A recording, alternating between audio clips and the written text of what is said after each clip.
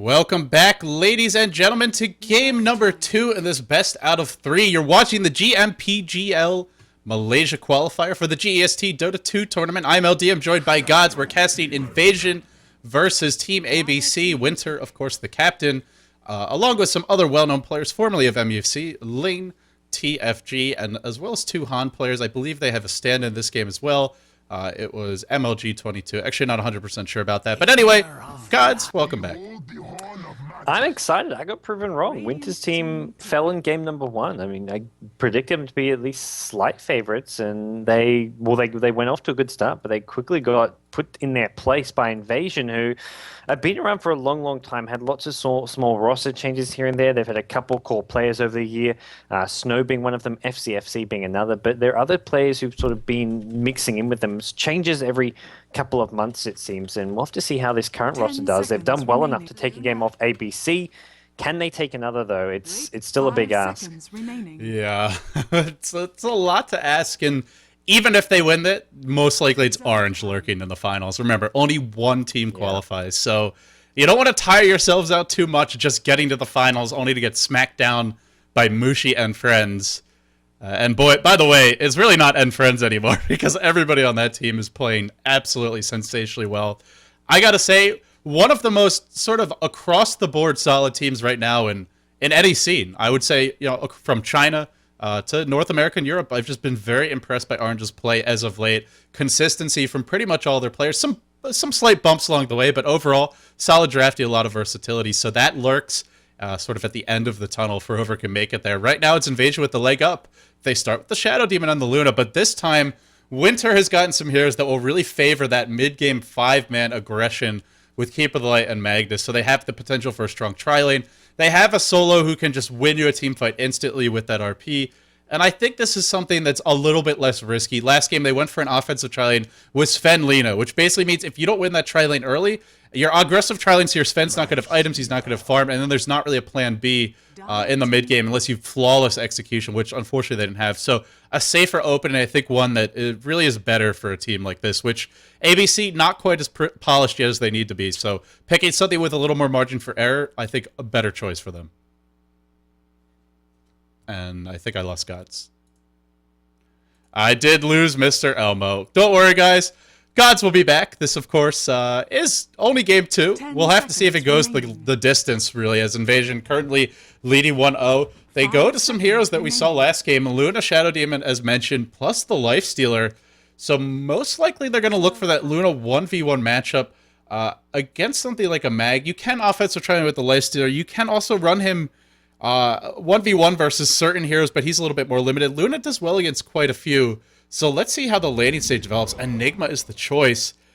And I actually had a long conversation with Winter about Enigma laning 1v1 against Luna, and he actually feels that Luna has the advantage even if she's not pulled, unless you play it correctly as Enigma. And the way you want to play it is never to deny your own creeps, but to actually sacrifice one of the enemy creeps, because then you can push the lane with your Eidolons as well as the creeps, and Luna's forced to last hit under the tower. Several of the games I've cast with this matchup, the Enigma will deny his own creeps, but that means Luna doesn't have to worry about last hit under her tower, because if anything, the lane's going to basically be pushing out the other way, and it gives Luna those early levels. Once she's got the level 2 Lucid Beam, it gets very difficult. So I'm talking a lot about this 1v1 matchup. We'll have to see if it actually develops into that matchup. But it's certainly a possibility. Overall, I still give Enigma the edge unless the Luna's pulled, but it really comes down to how the Enigma plays it. If he doesn't play it properly, it can be an easily won lane. We saw that from Kachik Imba versus Ice Ice Ice in the SEA League Finals. My memory actually working today. Sweet. Phantom Lance are going to be the next ban here. So they're banning the strong combos for the Keeper of the Light. That late game carry, and of course Diffusal Blade, as well as just Illusions, are very strong against a hero like Luna, who relies heavily on being able to chase while she's eclipsing, as well as needing no extra targets to soak up that eclipse damage. Now the Anti-Mage, they're very worried about the split push. The big team fight is there for ABC. Black Hole plus RP, and of course Illuminate. That's no fun for anyone. But who will remain when it's all said and done? Who's left to combo with that Keeper of the Light? It's a rather limited list right now. I'm actually going to bring up the hero list while I have a moment here, just to try and see who I'm forgetting about. Unfortunately, Dota Dex has not been updated in a while, so we'll go over to Play Dota. I would like to mention that, who's in the pool? Faceless Void. Shadow Fiend, I think, is the big one right now. That's something if Winter's team gets his hands on, the Shadow Fiend in this game would be so devastating. It's not really the best partner for Keeper of the Light, per se. They don't have particular synergy in the laning stage, but with Magnus and Enigma, that's just an insane team fight. It's a bit of a gamble, though, so maybe they'll go for something a little bit more reliable and stable. Perhaps we'd see something like... Man, it's so hard to convert Dota 1 icons to Dota 2 at this point. It's been a while since I've actually played it. Rubik the Band from Winter, very smart. They have RP, they have Black Hole, two spells that are rather easy to steal. If you give those up, Invasion suddenly has the better team fight. And right now, a lot of ABC strength is that once Enigma and Magnus hit level 6, when those ults are up, Invasion can't really fight. So you don't even, it's not even using the ults that matters. It's the fact that you have them. The threat of walking in and a Black Hole being there, an RP being there, or Skewer RP being there may drive Invasion back and force them to give up tower. So banning Rubik, an excellent choice in this game. Also probably the best hero in the game just to disrupt Magnus with that telekinesis left. And let me see if I can get Gods back on here.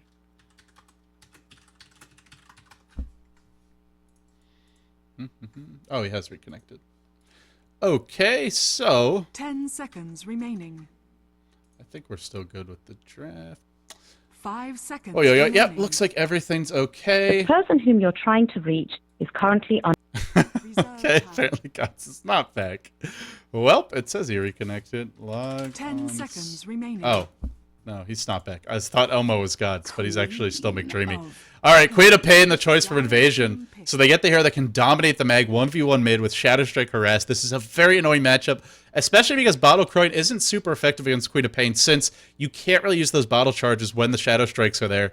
A strong choice from them, and the 3 cores coming out again for Invasion. The Luna, the Lifestealer, and the Queen of Pain. So a Luna safe lane, most likely offensive trialing with Lifestealer, and then a Queen of Pain mid. The question is, who's the Luna going to be lane against? Will it be the Enigma? Or will we maybe see the Enigma go solo mid, the Mag safe lane, and then some sort of offensive trialing to punish that Luna? Enigma can destroy Queen of Pain in the mid lane, and if you try to go in for Shadow Strike Harass, you get Malefice, you eat Eidolon Volleys. So I think what Winter may have in mind here is some laning shenanigans and maybe a little bit of a mix-up.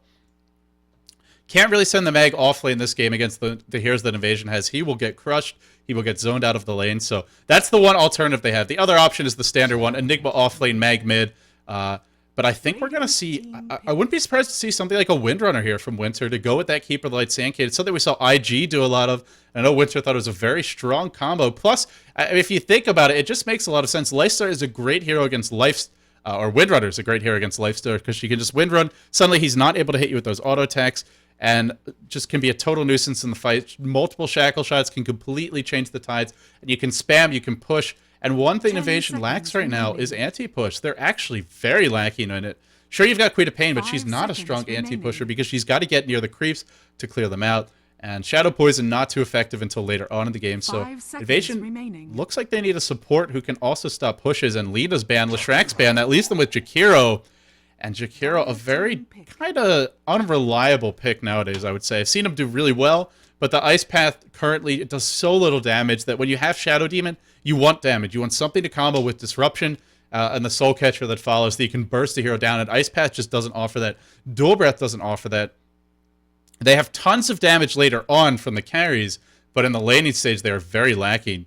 So let's see how these lanes will develop. I still think we might see that Enigma mid in an offensive tri-lane, but it would be a little bit risky now with a Lifestealer, Shadow Demon, and Jakiro. That's a very strong defensive lane. So maybe they're probably with this last pick, they're actually not going to go for it.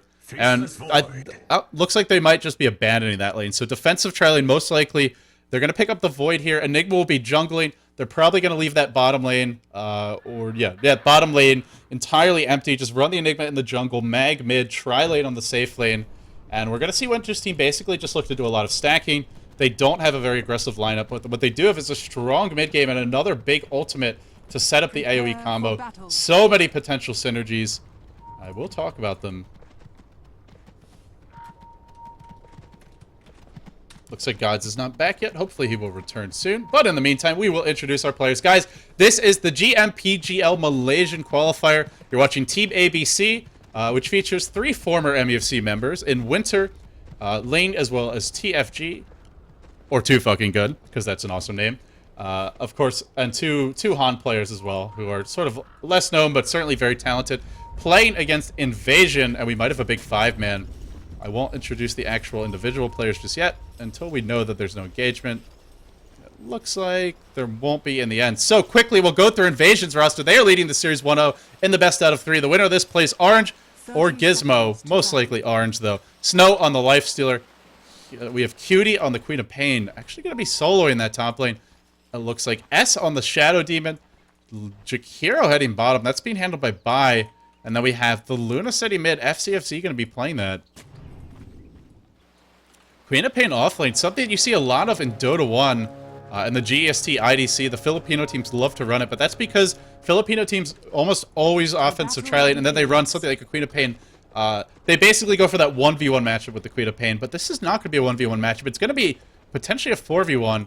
And I would be very surprised to see Enigma actually enter the lane. McDreamy reconnects and disconnects again. Gods needs a new computer.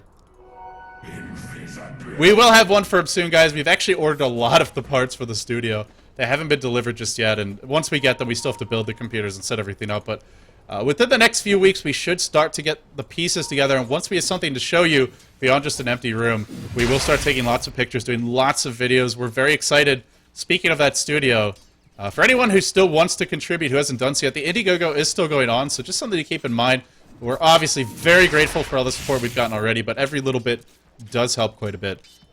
With that being said, the game is underway. Here's a disruption to start things off. They don't have Elusive Bee yet, but they do have Ice Path. Can they get the body block? If the Illusions had blocked the mag, he would have actually died because he went for Shockwave at level 1, or at least potentially died.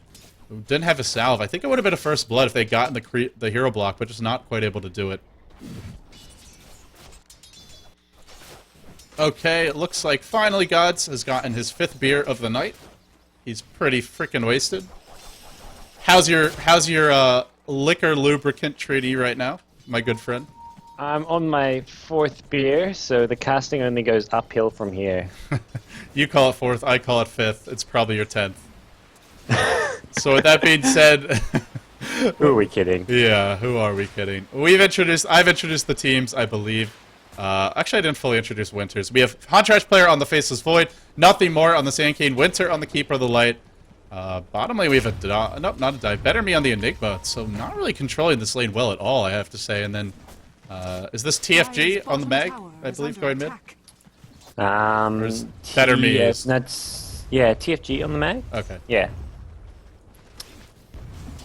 I think it's the same player. Or was that Wang Wang? I'm going to do my research once again. Yeah, these names not making life easy for us. One thing that I'm surprised to see that they're pushing this bottom lane, because they really could have just forced the Enigma to go jungle, but instead he's denying a lot of experience here. I almost think abandoning the lane is still equally good anyway, just because you farm so incredibly fast, and this team with an early mech can go 5-man so hard, but it looks like for the moment he's more concerned about just slowing down the Lifestealer's farm.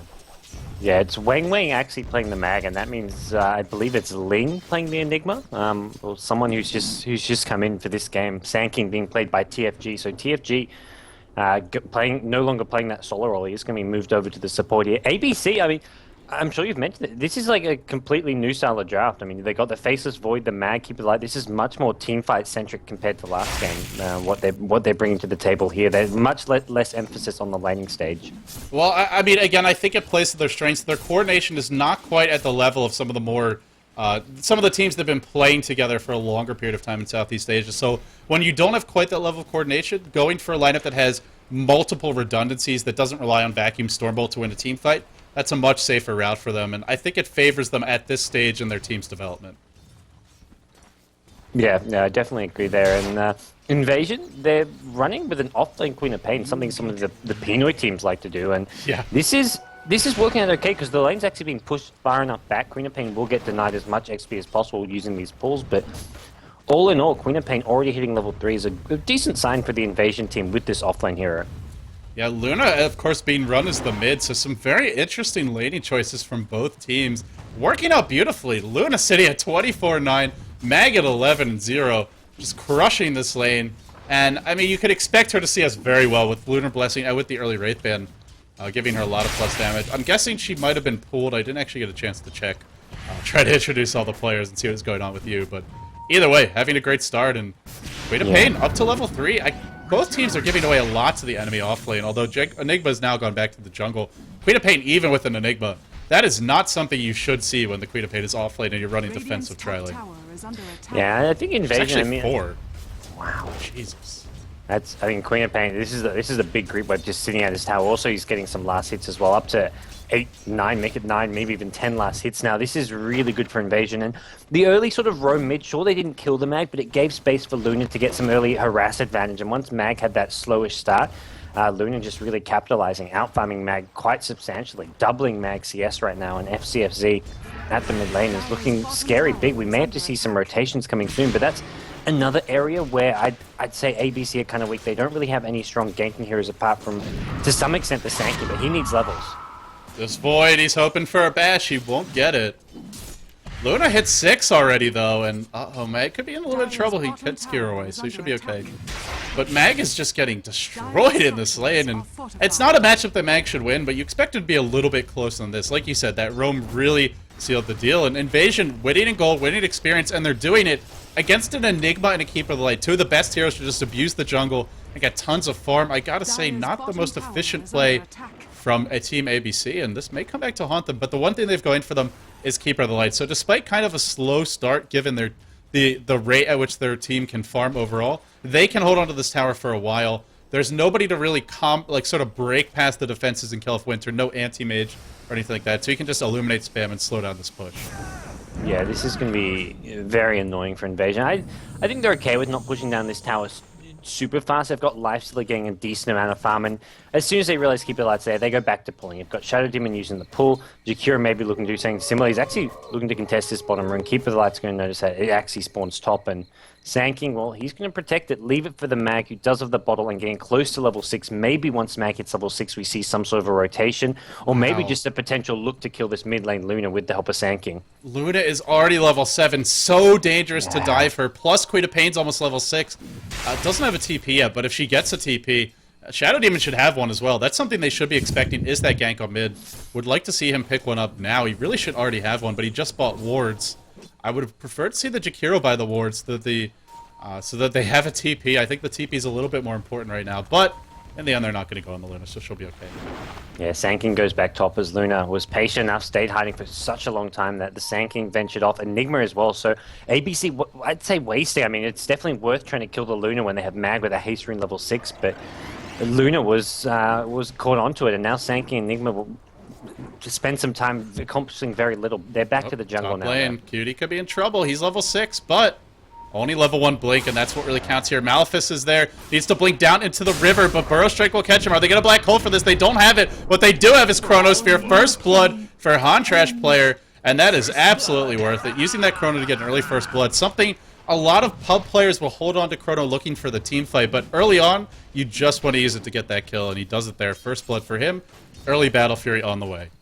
Yeah, first 15 minutes of the game, every time Chrono's up, if you can get you a solo kill, just use it, first blood or not. And ABC, they know that Hontrash player makes use of that, and this is going to help shut down this Queen of Pain, slow down any farm. And Queen of Pain is a hero who's very sort of a snowballed style of hero, and especially in the offlane, it's very likely that you get slowed down a lot. So Queen of Pain getting that kill is very important for this Dire team. She's still level 6. I mean, this is a lot more than she should have gotten. Again, the lane control I just feel was not the best. But in spite of that, they get the kill, so at least they're getting the Void a lot of farm. They do Black Hole. They could go on her again. It was the backstab from the Sankey. Black Hole to follow it up. Second kill of the game on the Queen of Pain. That is some serious hate, but totally worth it. Meanwhile, the trade being attempted bottom. They want the backstab on Winter, but Winter, with the defensive wards up, is going to see this gank coming and back off. Oh, actually, no, they smoked for this because Jakiro had one, so he just sensed it coming, I believe. But in the end, we'll be okay. Yeah, I think with those heroes going missing so frequently that Winter's probably thinking it's bound to happen sooner or later. Mag actually has ventured down bottom lane, going to help defend this push as well. Decides to just shockwave, but reveal that he's there, so he's not going to be sort of skewer into an ultimate.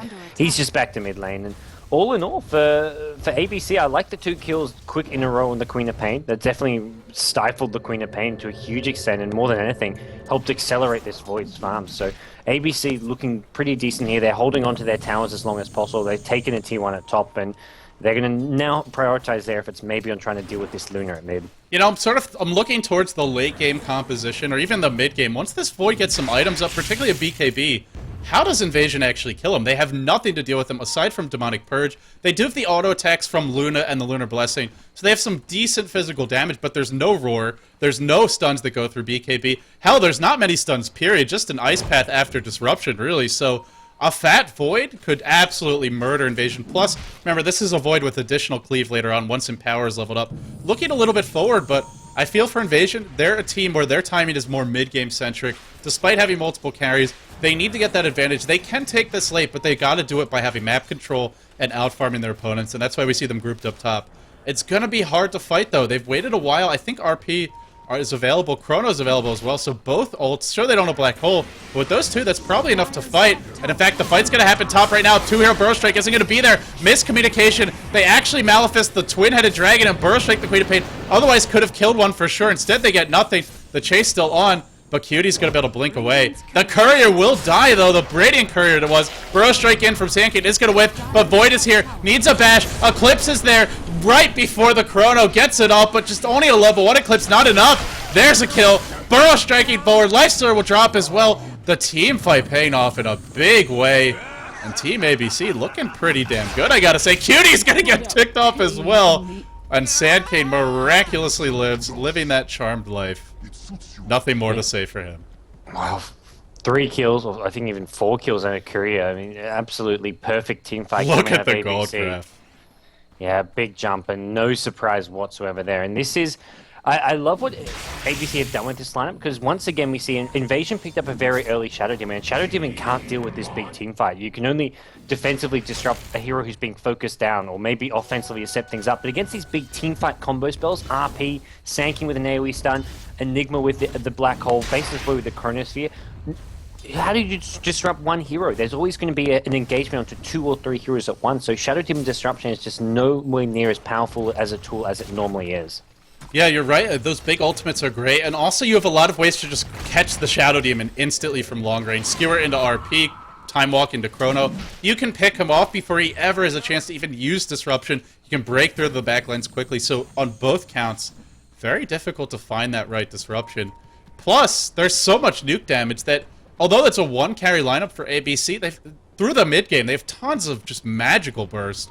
Later on, they will rely on the Void for the physical damage, but that's looking towards when the Luna has the BKB and some more items, and when the Lifestealer has quite a bit as well. So through the mid-game, the nukes will carry them, and then later on it will be the Void. Right now, they're in a great position. And the other key thing, they still have the Tier 1 mid, they have the Tier 1 top, which means safe space to farm, and it gets hard to push at this point. How do you push into Chronosphere, RP, and Black Hole? It's almost impossible. The only way to do it is to bait those spells out, and baiting all of them out is quite a tall order.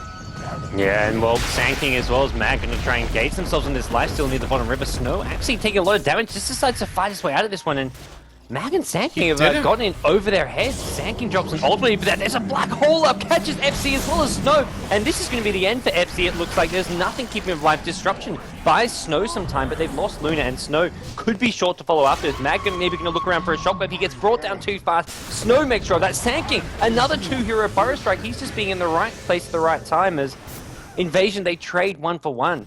When all's said and done, it looked like it could have gone a whole lot worse for them. All is not said and done. They're still on the chase. They got the Burrow Strike. Can they get enraged on this Jakiro? Turns around to Ice Path. Should have just kept on running, I feel. Now we'll get caught by the Skewer and the Maleficent. Down he will go. So they get that kill, 7-1. They get on the board.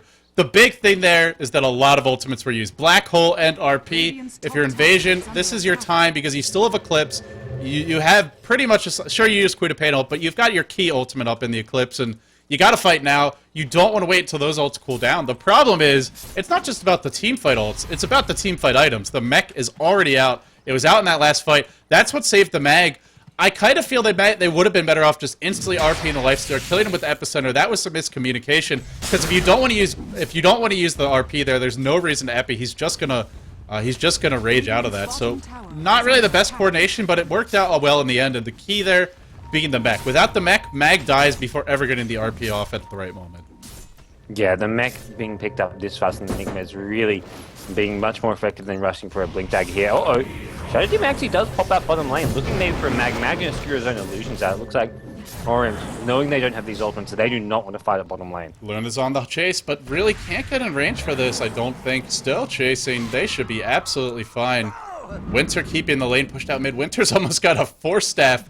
And when you look at the invasion lineup, against Lifestealer especially, this will be a big item. Even against Luna, just being able to 4-staff yourself out of Eclipse range can make that ult completely wasted and allow you to bait it effectively. The one thing they potentially need right now, I think, is just to sit back and farm, because Void only has Battle Fury. If he gets that BKB and just the one more item, be it a Mask of Madness, a Yasha working towards a Manta style, then he could start to kill heroes off very easily in the team fights. Remember, they're not fighting with their full complement of 5. We haven't seen the full power of their team fight. The one thing I dislike that we're seeing from Team ABC is they're using their ults in fights away from towers. If you use them near towers, then you can take a tower after the fight. Instead, they're using them in the river, and then they just back off and farm. Not ideal. It's not that they have to do it, though, because they do have the late game advantage, but the more efficient way would be to take the fights near the towers and then push them down.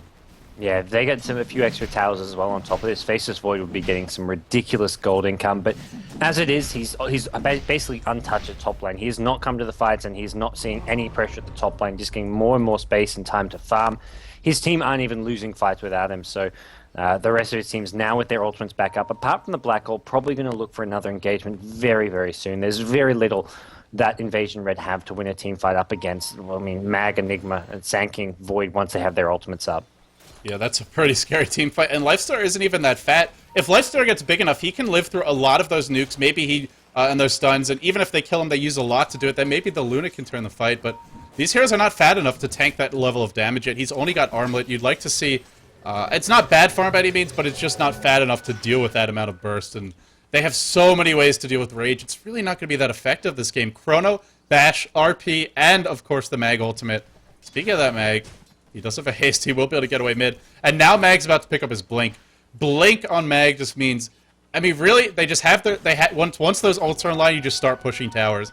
And the only way Invasion wins that fight is if they get a pick, or if they're able to get a good smoke initiation. Because 5v5, they are not going to win these fights. Yeah, they do not stand a chance. Their hero composition just is not going to be built for team fighting at this point. The two supports aren't going to... Jakiro, I mean, he can offer a lot if he's got the levels. He only has 2 points in Ice Pass, doesn't have the Macropire yet, and is just really far behind. There's your defensive disruption. Keeps Queen Pain alive a bit longer. Actually going to save his life here. And Black Hole goes...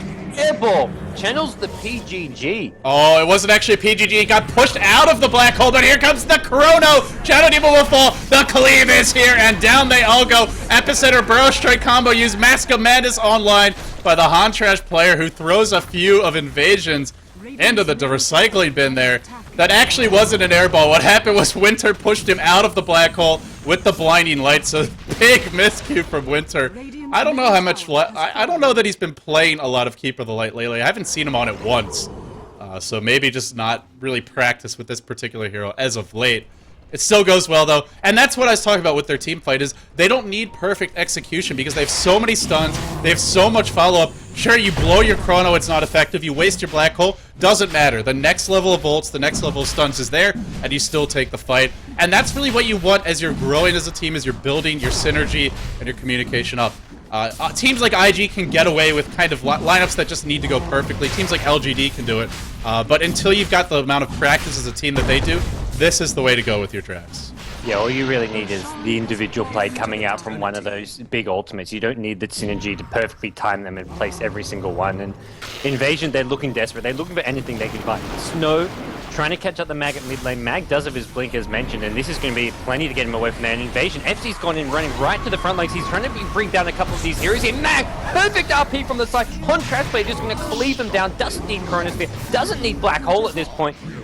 It's just too much firepower, too much of an item advantage going the way of ABC. Even without those big ultimates, they just destroy Invasion there. I mean, they lose Sanking. It's not really a big issue for them, though. They just bounce back from that. Press R, win fight if you're using grid keys. That's pretty much what it boils down to right now for this team. And now they're going to start knocking down all these outer towers. Sure, RP was just used, but Black Hole's only a minute and a half off cooldown, and Chrono's back up. Chrono especially is such a low cooldown. even without the Aghanims upgrade.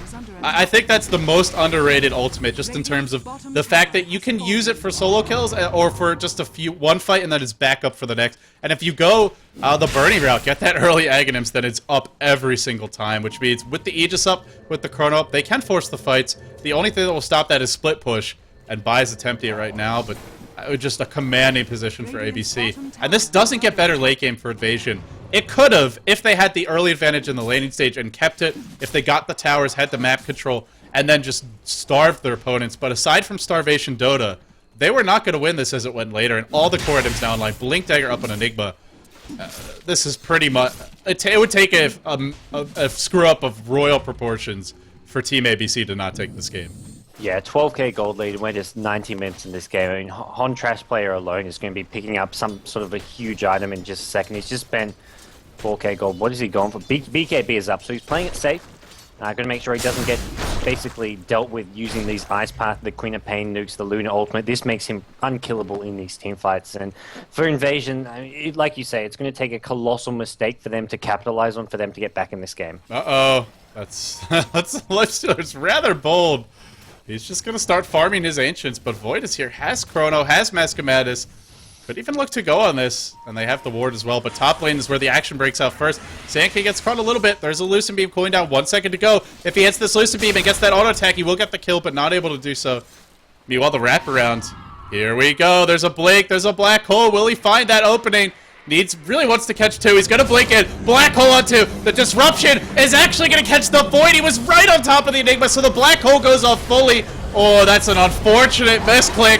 Now the Void. Still no Chrono even used. Just chopping away. That's one angry Hammerhead Shark. Chrono is here. Mag will survive. Just barely. Epicenter being channeled on the edge, the boundary of that Chronosphere. Sandking charging in, potentially to his doom. Ultra kill for Huntress player. Wants one more. Will he get it? Yes, he will. Rampage for him, and that's got to be the game. 18-4. Team ABC. There is some fight left in this dog. Oi, oi, oi. Wow, they got dealt with in game one, but they bounced back and they really go in swinging. They've just taken it to Invasion from the start. And Invasion, I mean, at no point did it really look like they were in this game. The first minute, maybe, before we saw any kills break out, it was on even footing. But once ABC got going, they never let up. Hontrash player now has enough gold for an Eagle Song after that fight, and this is 21 minutes. Look at his net worth. Ridiculous. He's got more gold than the Luna and the Lifestealer combined. That is filthy. Doubling his own Enigma. Incredible level of farm. That's not even creeps, really. He's 11-0-4. His team is 18 kills. He's been in on 15 of them. That is a ridiculously high team kill participation rate for a hard carry like the Void, and it's the beauty of their lineup. Because they have so many big AoE ults, so many stuns, so much team fight, the Void can be involved in a ton of kills, and at this point in the game, there's just nowhere to farm. Void can solo kill anyone. If he gets one bash, you're dead. Pretty much for any single hero, unless the Disruption is there. So realistically, map control is on the side of Team ABC. Late game is on the side of Team ABC. Core items are up for Team ABC. The only thing they're lacking is the throne, but that one's next on the list. Yeah, and ABC this game were just really smart about where they picked their battles, and it was focused around the Void. It's how he's been involved in so many of these kills. He's going to get involved in some more now. He's gone time walking in, takes down QD. Queen of Pain doesn't stand a chance. Neither does this Jakiro. 12 kills. Let's make it 13 for Hontrash player.